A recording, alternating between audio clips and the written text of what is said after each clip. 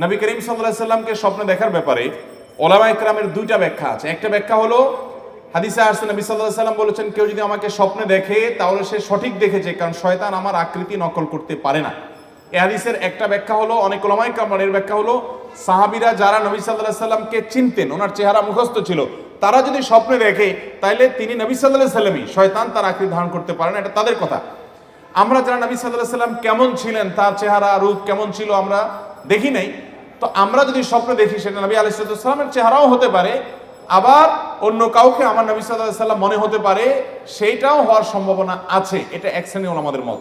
আর অন্য অনেক ওলামাদের মত হলো না, কেউ যদি স্বপ্নে দেখে, কেউ তাকে বললেন নবী সাল্লাল্লাহু আলাইহি সাল্লাম, অথবা তার মনে হতেন নবী সাল্লাল্লাহু আলাইহি সাল্লাম, তাহলে তিনি কিয়ামত পর্যন্ত যেই দেখুক না কেন সে নবী করিম সাল্লাল্লাহু আলাইহি সাল্লামকেই স্বপ্নে দেখেছে, এবং এটি সন্দেহাতীত ভাবে তার জন্য একটা শুভ সংবাদ যে তিনি নবী সাল্লাল্লাহু আলাইহি সাল্লামকে স্বপ্নে দেখেছেন। যদিও এই স্বপ্নে দেখলেই তিনি নিশ্চিত হয়ে যাবেন তাহলে আমি সাহাবী হয়ে গেলাম, আমি জান্নাতে চলে গেলাম, এরকমটি মনে করার কোনো সুযোগ নাই। নেক আমল আমাদেরকে অব্যাহত রাখতে হবে। বাকি কারোর স্বপ্ন কেউ দেখার পর যদি সন্দেহ করে অন্য কেউ, না তুমি দেখো নাই বা নবীকে দেখো না অন্য কাউকে দেখছো, তাহলে তার এর কারণে ঈমানের ক্ষতি হবে না।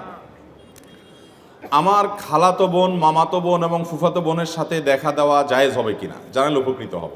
জটিল প্রশ্ন ভাই। জটিল কেন বললাম?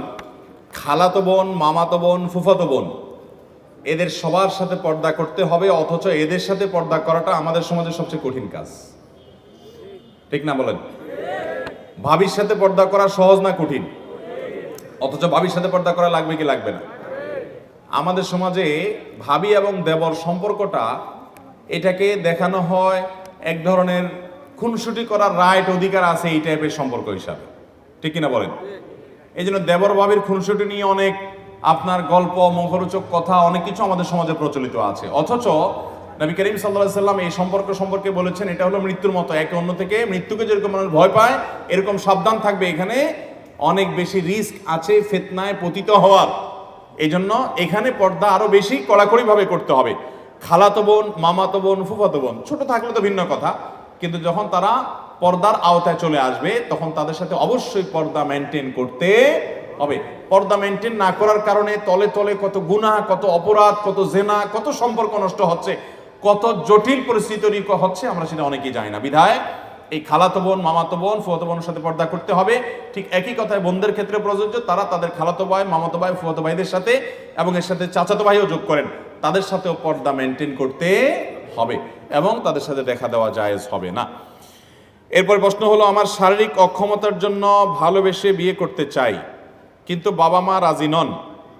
তারা যার সাথে বিয়ে করাতে চায় তাদের আমি ভরসা করতে পারছি না, আমি কি বাবা মার অমতে বিয়ে করতে পারবো? সম্ভবত ভাই শারীরিকভাবে কোনো হয়তো তিনি বিকলাঙ্গ বা কোনো প্রকার মাজুর বা কোনো সমস্যা আছে, এই জন্য হয়তো তিনি সেরকম চিন্তা করছেন। যদি এরকম হয় তাহলে সেক্ষেত্রে বাবা মাকে আপনি বুঝিয়ে আপনার কথার পক্ষে আনার চেষ্টা করবেন। যদি তার বাবা মাকে সেটা আপনি করতে না পারেন, বোঝাতে না পারেন, অনেক বাবা মা আছে শুধু পয়সা ছাড়া আর কিচ্ছু চায় না।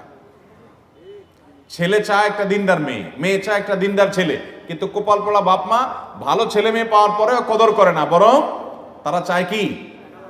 টাকা পয়সা। এই জন্য যে একটা কথা আছে না, যে আজকাল যত বিয়ে হয়, মানুষের সাথে মানুষের বিয়ে হয় খুব কম, বেশিরভাগ হয় টাকার বস্তার সাথে ময়দার বস্তা। এক পক্ষ ময়দার বস্তা, আরেক পক্ষ টাকার বস্তা। আল্লাহ তাআলা আমাদের মানুষের সাথে মানুষের বিয়ে করার তৌফিক দান করুন। তো বাপ মারা যদি এরকম হয় তাহলে সেক্ষেত্রে তাদের কথা না মানার অধিকার বা রাইট আপনার থাকবে, কিন্তু পুরো বিষয়টা পর্যালোচনা করতে হবে যে কোন পর্যায়ে। এরপরে প্রশ্ন হলো, আমাকে প্রতিদিন ট্রেনে আমার দায়িত্ব পালন করতে হয়, যার কারণে আমাকে বিভিন্ন গন্তব্যে যেতে হয়, কখনো 300 মাইল বা কখনো 70 মাইল, 100 মাইল, 50 মাইল, সময়ের হিসাবে 2 দিন বা 3 দিন, কখনো 10-12 ঘন্টা। আমার ডিউটিকালীন অবস্থায় নামাজগুলো কি কসর হবে, আদায় করব নাকি পুরো নামাজ আদায় করব? আপনি যদি ডিউটির অংশ হিসাবেও থাকেন, অনেক ট্রাক ড্রাইভার ভাইরা আছেন, বাস ড্রাইভার ভাইরা আছেন, বা সাধারণ কোনো প্রাইভেট গাড়ি ড্রাইভার আছেন যে দূর দূরান্তে যান, তাহলে তারা এই জায়গাগুলোতে যথাসম্ভব যে এই জায়গাগুলোতে তারা সফরের নামাজ পড়বেন, অর্থাৎ কসর পড়বেন, যেহেতু তারা সফরে আছেন। যদিও তিনি ডিউটিতে আছেন, তারপর তিনি কি থাকছেন? কসরেই আছেন। বিদায় তিনি সফরে আছেন, সেজন্য কসরের নামাজ পড়বেন। তিনি কোনো গন্তব্যে গিয়েছেন, 12 ঘন্টা থাকছেন, রেলে তিনি 12 মাস ডিউটি করেন, তো 12 মাস ডিউটি করলে ওই সফরের মধ্যেই থাকবেন, 12 মাস তিনি কসরের সুবিধা পাবেন, যেহেতু সেখানে তার বসবাসের জায়গা না সেটা। হিন্দু বন্ধুর বিয়েতে দাওয়াত খাওয়া জায়েজ হবে কিনা জানালে উপকৃত হব।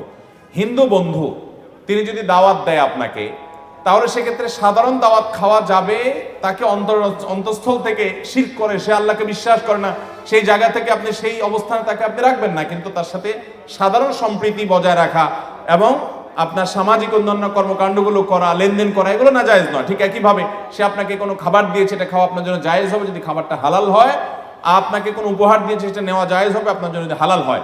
সাধারণত হিন্দুদের বিয়েতে, বিয়ের অনুষ্ঠানে যে আনুষ্ঠানিকতা আছে সেটার মধ্যে শিরকের উপাদান থাকে। শিরকের উপাদান থাকার কারণে শিরকের মজলিসে যাওয়া সুস্পষ্টভাবে হাদিসে নিষেধ। এমনিতে কোনো ভোজন অনুষ্ঠান, এমনি কোনো আনুষ্ঠানিকতা বা পারিবারিক অনুষ্ঠানে যদি আপনি যেতে চান, সেখানে আপনি যেতে পারেন, ওই যে আপনার মধ্যে ঈমানের যে ওয়ালা এবং বারার যে দাবি আছে সেটার কোনো ঘাটতি হতে পারবে। নবী করিম সাল্লাল্লাহু আলাইহি সাল্লামকে একজন ইহুদি মহিলা দাওয়াত করেছেন, তিনি সেই দাওয়াত গ্রহণ করেছেন, আবার অনেক মুসলিমকে খাইয়েছেন। আল্লাহ রাব্বুল আলামিন সবগুলো কথা অনুযায়ী আমাদেরকে আমল করার তৌফিক দান করুন। এরপর প্রশ্ন হলো, আমার মা আমার খালাতো বোনের সাথে আমার বিয়ে ঠিক করে, হঠাৎ তাদের মধ্যে টাকা নিয়ে ঝগড়া হয় এবং বিয়ে বন্ধ হয়। আমি আর আমার খালাতো বোন সাক্ষী ছাড়া কাজী অফিসে গিয়ে বিয়ে করে ফেলি এবং যে যার বাসায় আসি। এখন আমাদের সম্পর্ক কেউ মানছে না, আমাদের জোর করে অন্য জায়গায় বিয়ে দিতে চায়। বিয়ে না করলে জাহান্নামে যাওয়ার অভিশাপ দেয়, কাজীকে টাকা দিয়ে বিয়ে বাতিল করে। এখন আমরা কি করব? জটিল প্রশ্ন ভাই। খালাতো বোনের সাথে বিয়ে ঠিক হয়েছে, এর মধ্যে টাকা নিয়ে ঝগড়া হয়ে বিয়ে ভেঙে ফেলছে। ওই যে একটু আগে বললাম, বাবা মা বেশিরভাগ ক্ষেত্রে অনেক ফ্যামিলিতে দেখা যায় যে টাকা পয়সার হিসাব নিকাশের উপর ভিত্তি করে ছেলে মেয়েদের বিয়ে ঠিক করে। তো এরকম যদি হয়, দিনদারিকে তারা প্রাধান্য না দেয়, তাহলে সেক্ষেত্রে আপনি দিনদারিকে প্রাধান্য দিয়ে বিয়ে করতে পারবেন। এখন কতটা আপনি আপনার খালাতো বোনকে বিয়ে করছেন কিসের কারণে? যদি বলেন যে দিনদারিতার কারণে, তার মধ্যে দিনদারিতা আছে, তাহলে সেক্ষেত্রে সেও মা বাবার অবাধ্য হয়ে এরকম কাজী অফিসে গিয়ে এরকম, আচ্ছা পালায় পুলায় বিয়ে করতে হবে কেন ভাই বলেন তো? পালায় তো করে চোর চুরি করে, সাধারণত চোর চুরি করে কি করে? তো এখন বিয়েই যখন করতে হবে তো দুইজন মিলে পালায় যায়, এটা কেমন কথা? যথাসম্ভব অভিভাবকদেরকে সম্মত করে নিজের দাবি আদায় করার চেষ্টা করবেন। হ্যাঁ, এক্সেপশন হতে পারে যে অভিভাবকরা আমাকে যে পথে যেতে বলছেন সেখানে গেলে আমি আল্লাহর বিধান লঙ্ঘন করতে হবে, হারামে লিপ্ত হতে হবে, আমার ঈমান আমল নষ্ট হয়ে যাবে, তখন আপনি বিকল্প পথে যেতে পারেন। এই জন্য ইন্ডিভিজুয়াল এই সমস্ত কেসগুলো কোনো দক্ষ আলেমের সাথে দেখা করে বিস্তারিত বলে তারপরে পরামর্শ নেবেন। আমরা মৌলিক শুধুমাত্র নীতিমালা বললাম।